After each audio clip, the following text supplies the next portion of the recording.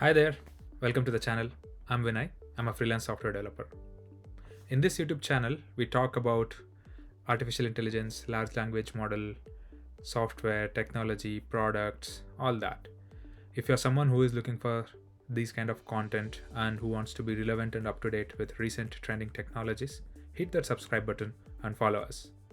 In my previous video, I was talking about artificial intelligence, large language models, how a pure Python can be used to leverage large language models, and an application can be built easily with the LLM APIs. Right? I was like an advocate who was promoting artificial intelligence and LLM.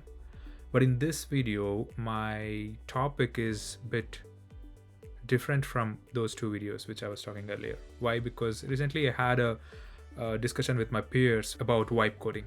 Honestly, the topic of this video is may sound a bit different or may sound a bit opposite to those videos which I discussed earlier, but it's my opinion. I don't want to make it too controversial, but it's my opinion that I'm saying about vibe coding. I recently had a discussion with my peers regarding vibe coding. Uh, Before going in there, I want you to understand, for those who don't know, what is vibe coding. Vibe coding is simply using your natural language, like how we talk each other with our English natural language, using that language and building a software products out of it. So that's basically it. You just ask a LLM based application or LLM code generator that I want a form, I want a user creation form, user registration form, user login form, document upload form, and all that. You will just say it in English language, or you may type it in English language, and that LLM generator application will just build an entire working application for you. You may host it on some other cloud service provider, or any service provider. That also can be done using vibe coding.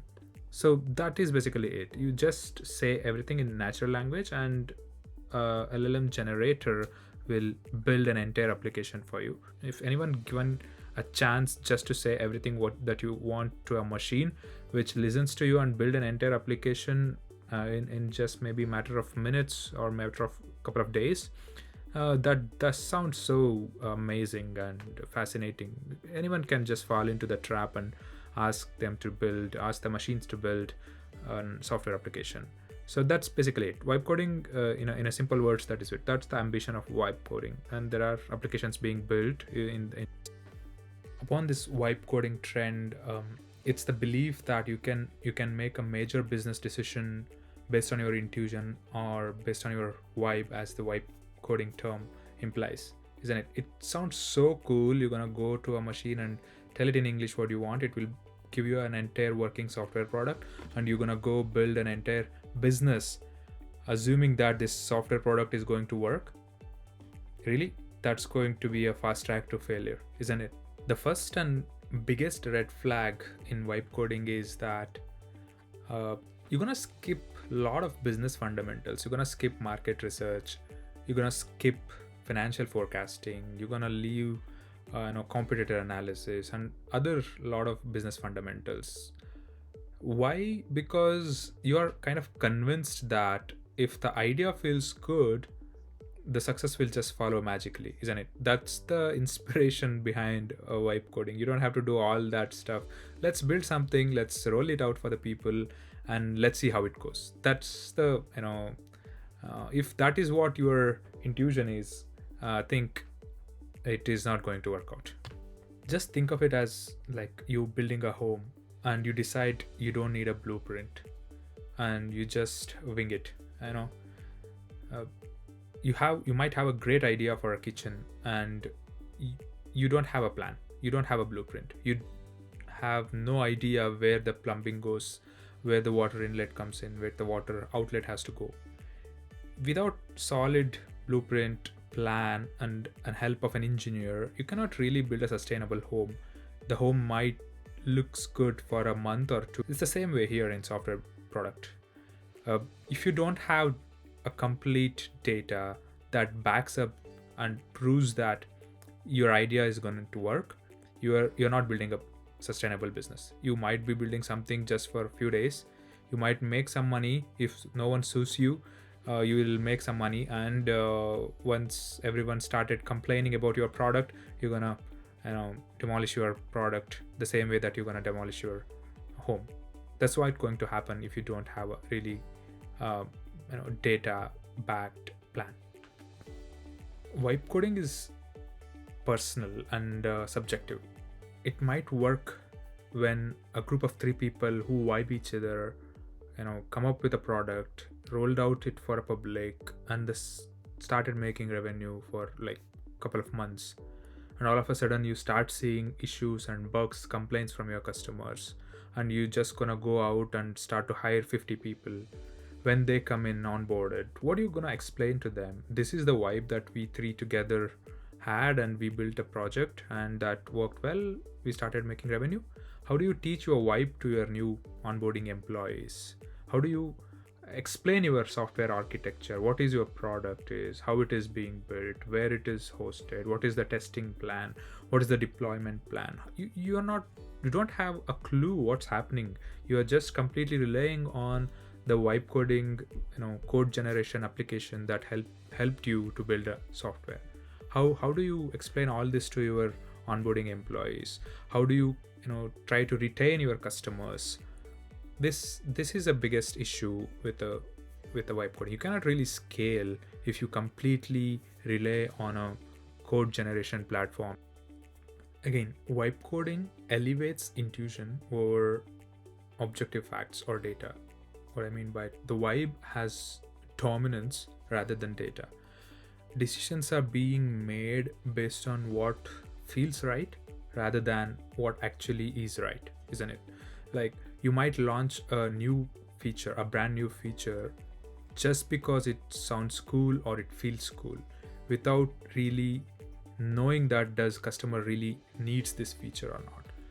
In fact, there is a very good book, that is the Lean Startup by Eric Ries. You just have a read of that book. It explains how a startup should be built.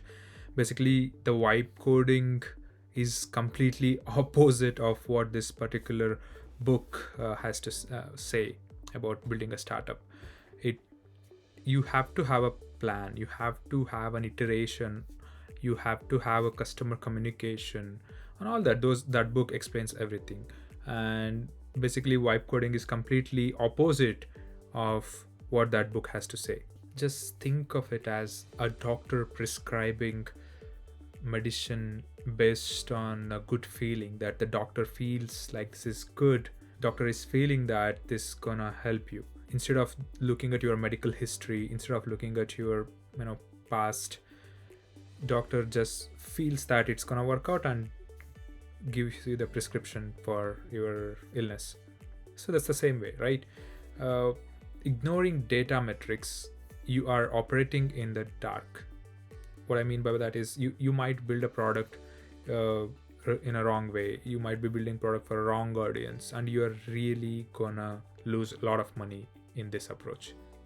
Another main concern for me for the companies being built based on vibe coding approach is the toxic culture that's gonna evolve there.